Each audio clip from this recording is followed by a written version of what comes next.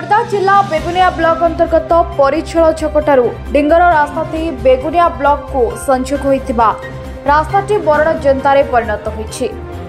बेगुनिया को जाइतिबा मुख्य रास्ताटी अधिकांश अंश आंठुए आंठुए खाल हेबा सह खोलीताड़ी होई रहिछि, जाफଳରେ कि साधारण असंतोष देखा देछि।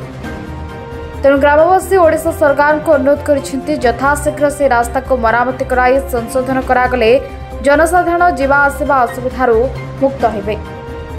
किंतु एपटे आम सब गतागत अच्छी कि जो रास्ता है रास्ता मरणजंत्र पालची।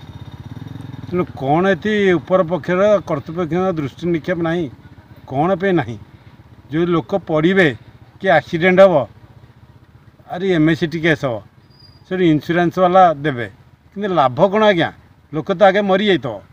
ये जो रास्तार जो प्रकार है रास्ता न कहले सरे गुड़ाए जगह बाट जगह हो असंबोधन रास्ता ये जी कि राति अधे आसले जड़े पड़े प्राण जीव कौन ए परिवार केमी बचे।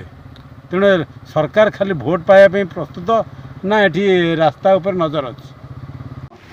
परिसर ठारू राउतपड़ा पर्यंत जावाई बहु असुविधा खाल ढीप बहुत खाल पड़ी पानी जमुची ये सरकार कहीं करूना रास्ता घाट मरण समस्या आसी ढुकिले से पड़ुंट खाल लोक झुंटिक पड़ुंट राति आसीपार नहीं आउ सरकार कहीं सज करूना बेगुनिया जाइए नयागढ़ बलगढ़ पर्यंत जाइए बस जाऊँगी।